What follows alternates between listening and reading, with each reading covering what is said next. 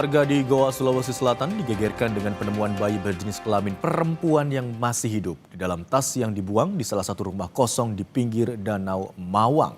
Polisi kini selidiki orang tua yang tega membuang bayinya. Itu astaga, dia masih hidup Ki.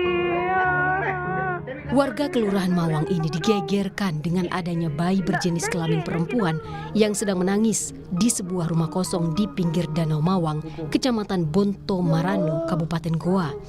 Saat ditemukan, bayi yang menangis tersebut berada di dalam tas dan hanya beralaskan selembar sarung dengan kondisi tali ari-ari sudah terpotong tanpa jepitan. Diduga bayi malang ini baru beberapa saat dilahirkan ibunya, lalu ditinggalkan di rumah kosong saat dini hari. Tangisan bayi malang ini didengar warga yang tengah berolahraga di sepanjang jalan dekat Danau Mawang.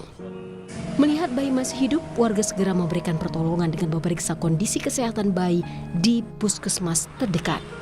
Kini polisi dari Polsek Bonto Marano dan Babin Kamtipmas yang menerima laporan mendatangi lokasi ditemukannya bayi dan melakukan penyelidikan guna mengungkap orang tua yang tega membuang bayinya di dalam tas. Apakah masih hidup atau seperti apa, Pak? Masih hidup, alhamdulillah masih hidup. Pada saat ditemukan dia terbungkus tas, Tas, Pak ya? tas dan kain. Kain. Itu siapa yang temukan pertama kali, Pak? Itu warga yang melakukan aktivitas jalan pagi di sekitaran Danau Mawang. Saat ini sepengetahuan saya bayi itu ada di Puskesmas Bonto Marano. Saat ini bayi dalam kondisi sehat dan telah diserahkan ke Dinas PPA Kabupaten Goa untuk mendapat penanganan lebih lanjut. Sementara orang tua bayi masih diselidiki oleh unit Reskrim Polsek Bonto Marano.